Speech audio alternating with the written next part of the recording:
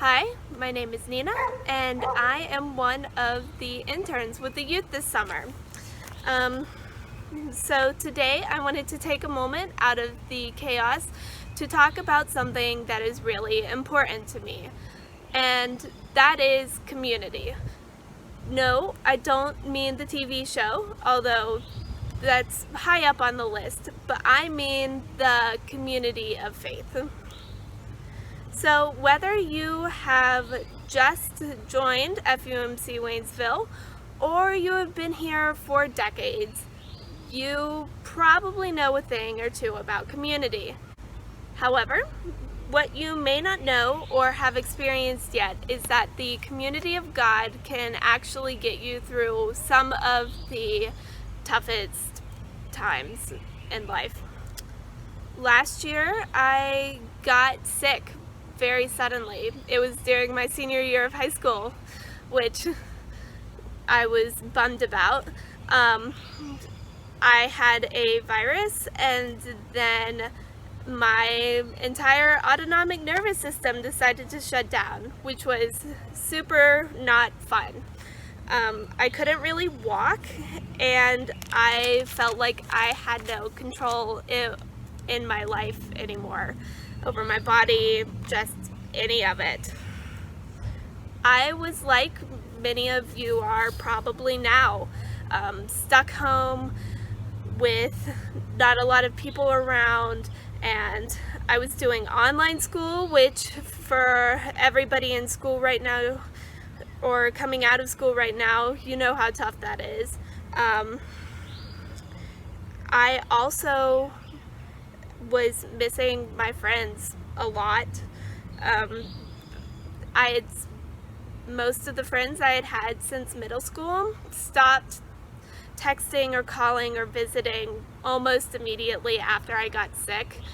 So I didn't see anybody or hear from anybody except for a couple really close ones, and that was it. Actually, just one really close one. I felt very alone and isolated, and needless to say, pretty much everything felt like it was falling apart. But then something amazing happened. Some people from the church some of whom I have known my whole life, some of whom I barely know, like I knew their names, but that was about it, reached out.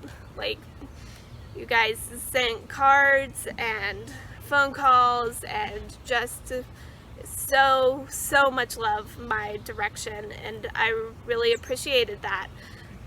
A card might not seem like much, especially from a stranger, but for someone who wasn't getting a lot from the communities she had built outside of church, that was so important.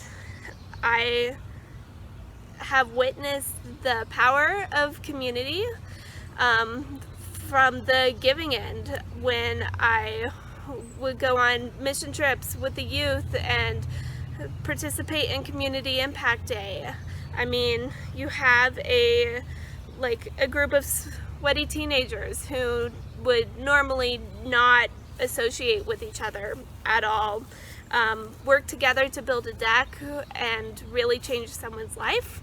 Or you have a group of sweaty adults work together to clean the Pigeon Community Center and add mulch to the library, and help maintain a bunch of services that the entire community locally uses. But it took being on the receiving end of that love, that community love, to really understand just how powerful it is. It carried me through. I had to go through physical therapy and lots of doctor's appointments, and I was, besides my close family, alone for most of it, and so having that support was, I think, like a large part of the healing process for me. So as we continue together in isolation with all of the hardships that it is bringing and will continue to bring. I hope that we can remember one thing. No matter how much your life is falling apart or what you are struggling with, there is a community here, a community of faith and love who is ready to actively support you. It doesn't matter who you are or where you are, because the love that is here is unconditional, just like the love of God.